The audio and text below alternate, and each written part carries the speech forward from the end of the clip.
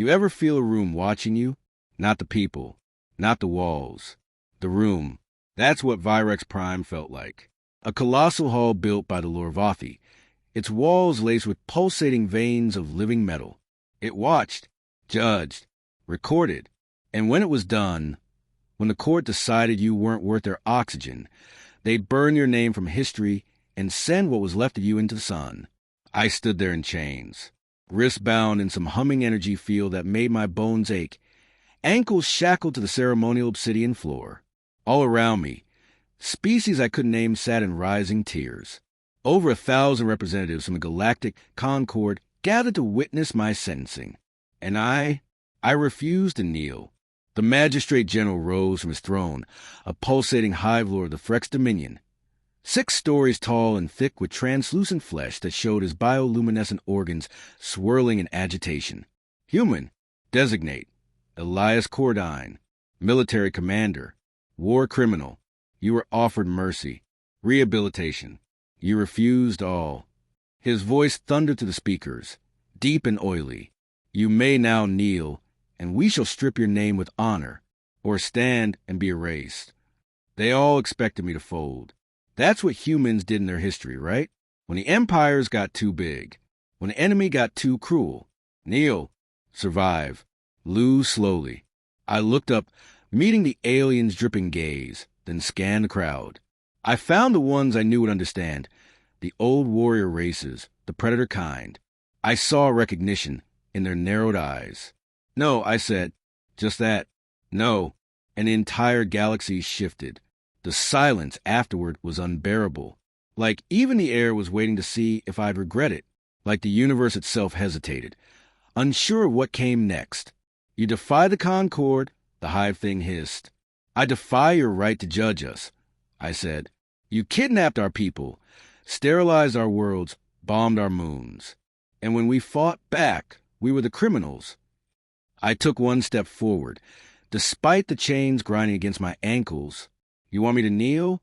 Then break me, because I will not bow, not to tyrants, not to monsters, not to liars wearing crowns. Gasps rippled. From one corner, a Kralin warrior, twice my size, let out a low growl of respect. Somewhere high above, I saw one of the Drenari nobles standing, arms crossed. I didn't know their politics, but I knew power when I saw it shifting. The Magistrate General let out a wet clicking sound, equal parts frustration and something darker. Very well, he said. Then Earth shall burn. And that was the moment.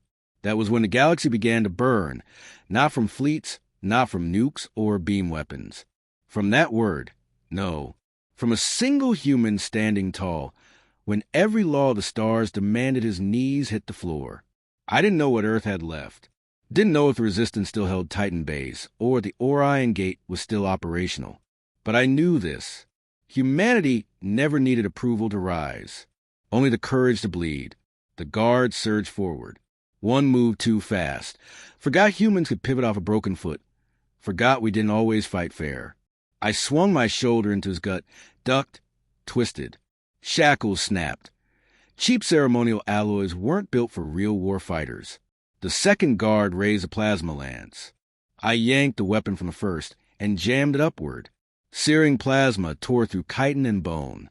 The crowd exploded into screams, gasps, movement. I charged forward, not toward freedom, toward the throne, toward the beating heart of everything that tried to erase my species from the stars. And they still expected me to kneel. They didn't understand yet. That refusal was our declaration of war. I didn't make it to the throne. The moment I cut down the second guard, the room turned. Not figuratively, literally. The Lorvathi-designed court chamber restructured itself in seconds, ceiling and floor reversing with a whisper of gravitic distortion. Suddenly I was standing on a wall. Everyone else, alien dignitaries, nobles, delegates, remained seated, as if gravity only applied to me. That was the thing about Virex Prime. It was built to control bodies, not minds. And that day it failed at both. An electro spear caught me across the ribs. My armor was gone, just this ragged prison tunic clinging to sweat and blood. I fell hard, shoulder dislocating with a wet pop. The crowd above erupted into cheers and jeers, 1,000 mouths screeching in hundreds of dialects. Subdue the human. Keep him alive. Break the spine, but leave the head. Pain splintered through my chest, but I laughed. That laugh, it wasn't bravery. It was clarity, the kind that only comes when you're already dead and still standing. I wasn't fighting to live. I was fighting to ignite something. They didn't kill me. That would have made me a martyr. Instead, they bound me tighter, dragged me to the halls of the high Concord like a conquered beast. And then came the mercy, because the galaxy loves to dress murder in prettier words. They shipped me to Tarsus V, a penal moon orbiting the gas giant Tarsus, deep in the Aroth cluster, a place where prisoners dug holes for centuries without knowing why. The sky was always red. Ash rained like snow. Gravity was heavier here, 1.7 Earth GS, and everything felt like drowning in your own bones. They dropped me in a pit, not a cell, a pit, and above the pit, 100 species watched me through reinforced transparisteel as I bled on the rocks. It was a warning. See? Even the proudest human breaks. I didn't. Not when they starved me. Not when they sent in the mind tasters. Freaks bred to peel your thoughts apart like fruit skins. Not even when they showed me Earth's last transmission. It was Admiral Cato. Eyes hollow. Voice shaking. This is sole command to anyone still listening. Concord forces have breached Mars. Civilian evacuations failed. Earth's defense grid is down. We're detonating the lower orbital silos to delay them. If you get this, Elias, I hope your no was worth it. That was the final message. The screen flickered. Then nothing. Just silence. Like the stars themselves had gone cold. I wanted to scream. I didn't, because rage wasn't useful. Rage needed to become something. Weeks passed, maybe months. It was hard to tell in the pit. Time was measured in beatings and interrogations. They broke my left femur and replaced it with a Concord tracking implant, so it would let them monitor my vitals for science. But I knew the truth. They wanted to see when I died. Instead, I healed. Slowly. Wrongly.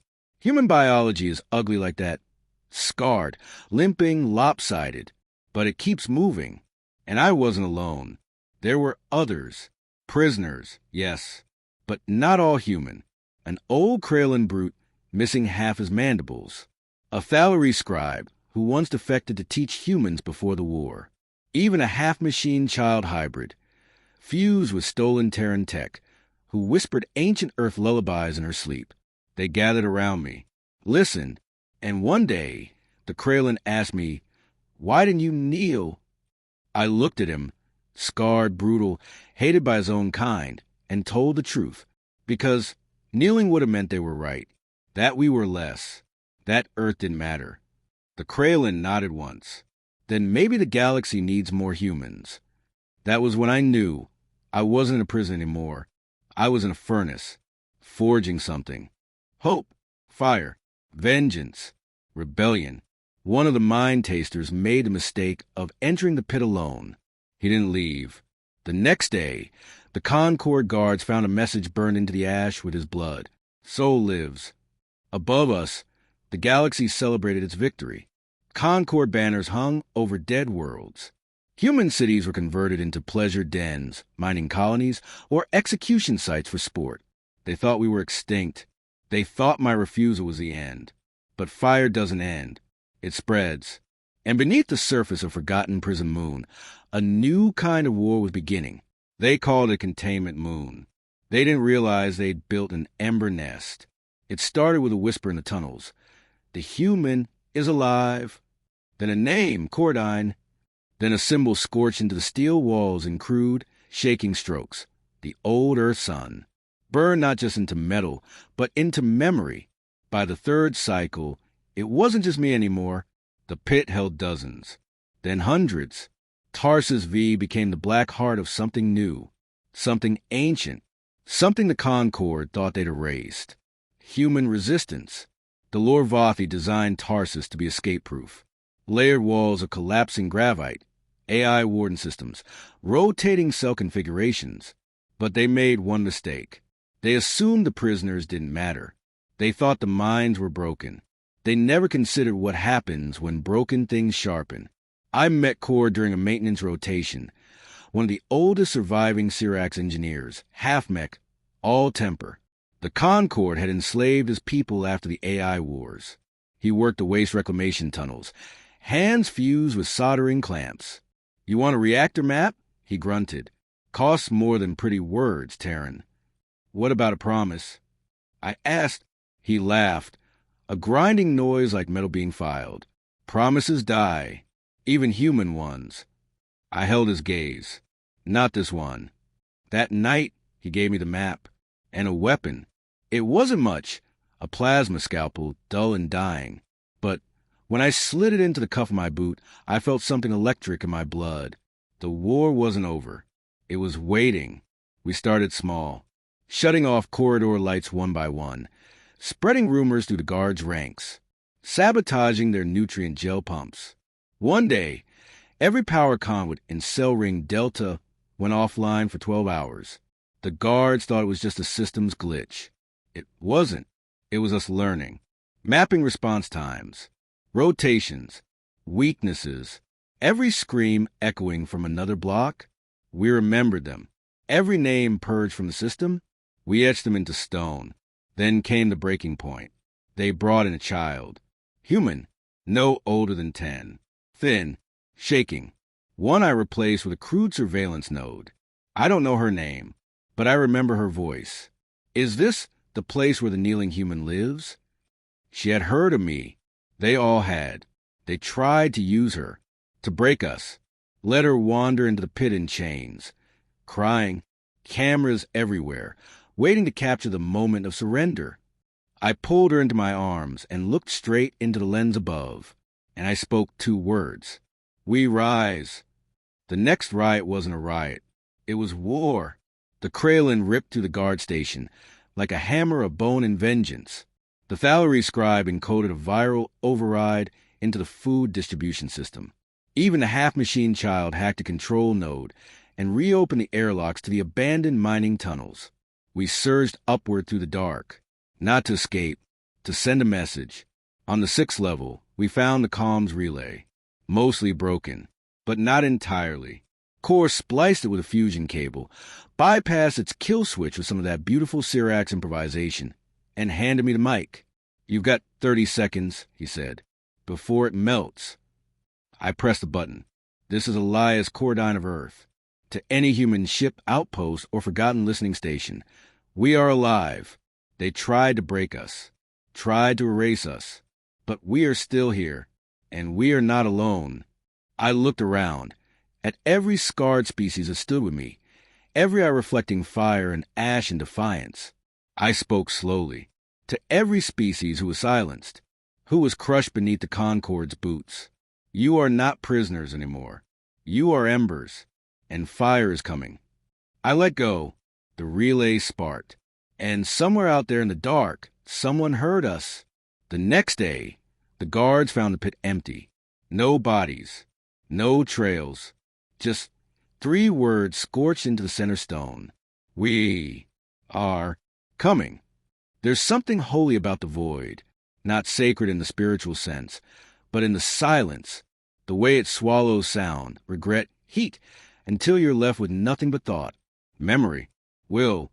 That's what surrounded us as we drifted through the remnants of the Typhon Verge, a dead zone choked with wreckage from the old human fleets, the place where the Concord claimed they had ended Earth's resistance. Lies. They didn't end us. They just buried the bones. And now we were digging them up. We'd stolen a scavenger skiff from the outer rings of Tarsus. It wasn't meant for long-distance travel. Barely held together. No weapons. Life support coughing every few hours. But it got us where we needed to go. The Verge. A ship graveyard 20 kilometers deep, filled with twisted metal, frozen corpses, and ships that once bore the flags of 100 Terran colonies. The Concord didn't even bother stripping them. They wanted them to rot. A warning. This is what happens when humans stand. I floated through the wreckage of the Valiant Dawn, its hull split down the center, its nameplate half melted. I found a corpse in the command seat, still wearing the Terran Navy patch. I gave him a salute, not because of rank, because of legacy. Kor floated beside me, magnet boots clinking against metal debris. You sure something's out here? He asked. No, I said, but hope doesn't come with guarantees. He grunted. Hope's got more people killed than bullets. Yeah, I nodded, but it also made bullets worth firing. That's when we found it, buried beneath 2 kilometers of drift, beneath crushed freighters and half a moon's worth of debris. Something pulsed. A signal. Faint. Ancient. Human. I wiped frost from the cracked screen of our NAV console. // echo detected. Classification. Terran Black Protocol // Signature ID. Wrath Class Dreadnought. Registry. TSF Cali Ascendant. Kor leaned in, mandibles clicking. A Wrath class? That's myth. No, I whispered. That's vengeance with engines. The Cali Ascendant was a ghost. According to Concord records, she never existed. But we found her, locked in stasis, deep under the verge. It took 3 days to cut through her hull, for more to reactivate her internal AI. We lost 2 people to decompression accidents, another to radiation, the price of digging up a war god. But on the 8th day, she spoke. Terran Subfleet Command AI Cali active. Authentication code required. I pressed my palm to the console. Elias Cordain, Commander, Terran Resistance. A pause. Biometrics confirmed. Voice sprint match, 83%. DNA degradation noted. Welcome back, Commander. And just like that, we had a fleet. Not a big one. Not yet. But the Cali Ascendant had drones, armories, tactical war AIs designed to coordinate orbital sieges, and zero-G invasions, the kind of tech humanity hadn't used in decades. She was old, but she was angry. We didn't wait. We couldn't. Word was spreading fast. Our escape from Tarsus had already reached the outer sectors. Concord patrols were doubling. Civilian broadcasts were being censored.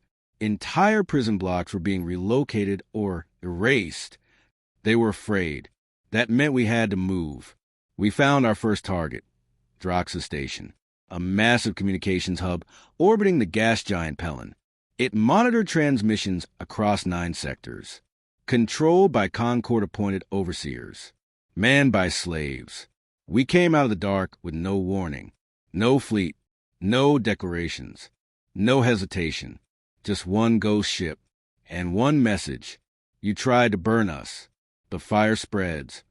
The Cali Ascendant disabled Drox's defense grid in less than 60 seconds. EMP blasts. Precision strikes. Drones breached the station and uploaded a virus into the Concord relay net.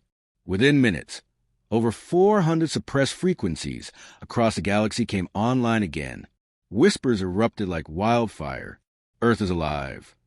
Cordain escaped. The Wrath class burns again. We didn't stay to celebrate. Drox's would be reinforced within hours. But we left something behind. A signal beacon. Looping. Broadcasting our voice.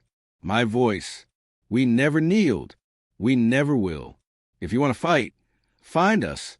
If you want to be free, join us. The stars don't belong to tyrants. They belong to those who rise. And then we vanished, back into the dark, because we weren't done, because this wasn't revenge anymore. It was revolution. There are places even the Concord fears to look. Silent Heaven was one of them, a floating monastery city, hidden in the ghost zone of Sector 12-9. No signals in or out, no record since the Purge. Officially, it didn't exist anymore. Unofficially, it was where they locked away the ones too dangerous to kill and too valuable to lose. Silent Heaven was a myth, a warning whispered in prisoner barracks and Concord officer mess halls. Cross the line and they send you there.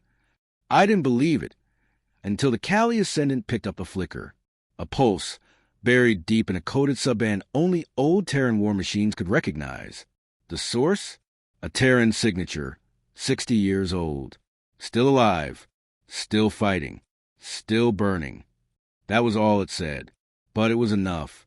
We arrived cloaked in the gravitational shadow of a shattered dwarf star. Kor watched the scans, eyes dark. "That's not a prison," he muttered. "That's a temple." And he was right. Silent heaven drifted like a tomb world cathedral. Angled towers of black alloy piercing a misty atmosphere dome, lit by inner fire. Dozens of orbital rings spun around it, each holding cell blocks, anti-ship batteries, defense fields. It was beautiful, and it reeked of death. There were 843 life signs inside. Human, Thalary, Syrax, even Kralin. Most of them weren't prisoners anymore. They were relics, warriors, scientists, revolutionaries, all discarded by the Concord. They hadn't just been imprisoned. They'd been forgotten. But not anymore. We struck at midnight station time. The Callie Ascendant dropped her cloak and let loose with a war cry of old Earth design. Sound weapons, seismic pulses, short-range comm blasts flooding the airwaves with one message. "We are here. Elias Cordain lives. Silent heaven will fall." The outer rings responded fast. Too fast. Callie's AI clocked the reaction times at military precision. Silent heaven wasn't abandoned. It was a testing ground. The Concord had been experimenting here, weaponizing prisoners. They had armor-wrapped Thalary berserkers charging our entry teams, brain-implanted Syrax drones that screamed when they moved, Concord Inquisitors armed with tech no one had seen outside theoretical labs. We took losses, heavy ones, but our people didn't run, because we weren't here just to win. We were here to wake them up. In the heart of the tower, we found it, the Vault of Names, a chamber full of preserved cryopods, each containing one of humanity's erased. Soldiers, leaders, thinkers, the kind the Concord couldn't break, so they buried them alive. And at the center, a woman, mid-40s, tall, muscled, scars across her temple and neck, dog tags with one word etched in metal. Resnick, General Mira Resnick, the last commander of Earth's Mars fleet, declared dead after the Battle of Phobos. And now, eyes opening, pulse rising, she looked at me with fury and focus, and her voice was gravel wrapped in steel. "You're late. We activated 113 pods that night." Resnick took command of the ground forces before her boots hit the floor.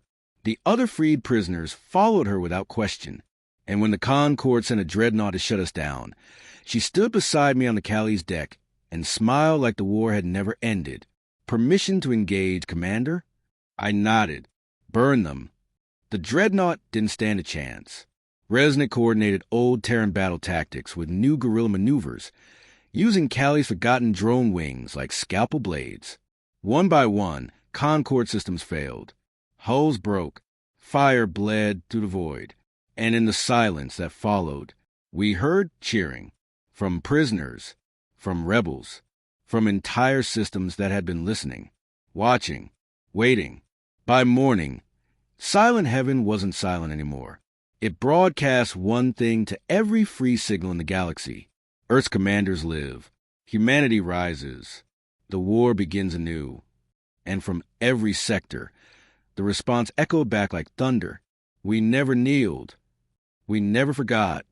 We are with you. They thought they buried us beneath ash. But ash remembers fire. And now, we were lighting torches across the stars. They didn't hesitate. The Concord had been waiting for this, for the moment humanity stuck its head above the rubble, the moment we reminded the galaxy that Earth still had teeth. And when we did, they came for us with fire. It started with the destruction of Tyrax's moon, a Kralin outpost that had just declared neutrality. The Concord erased it in 5 minutes. No warning, no survivors. They called it strategic denial. We called it a massacre. Next came the siege of Dravengate, where 3 Syrax defectors had begun building rebel signal towers. The Concord dropped kinetic rod from orbit, turned the surface into molten glass. They didn't want to win a battle. They wanted to send a message. If you stand with Earth, you will burn. But they misunderstood us. Messages go both ways. So we sent one back. We targeted Pelora Station, a Concord communications nexus responsible for coordinating attacks across 5 sectors. Deep in Imperial territory. Heavily guarded. supposedly impenetrable. Resnick called it a perfect risk. The Kali Ascendant couldn't make it through alone, not with half its systems still scavenged and a drone wing running on patched cores. So we did the unthinkable. We rallied the others, the Syrax remnants, the freed Kralin from Silent Heaven, a ragged squadron of exiled Thalari gunships, and, for the first time in 50 years, 3 Terran warships blinked into real space under a single banner. The Son of Earth. We didn't call it a fleet. We called it what it was. An answer. The battle for Polaris lasted 16 hours. We used every dirty trick Earth ever taught us. Resnick rerouted Kali's drone AI into the enemy comms to spoof friendly signals. Kor led a boarding strike that cut power to 2 Concord battlecruisers. The half-mech girl, she called herself V, overloaded their shield harmonics using a stolen pulse generator and a 6-second window in the rotation cycle. And me, I made the call.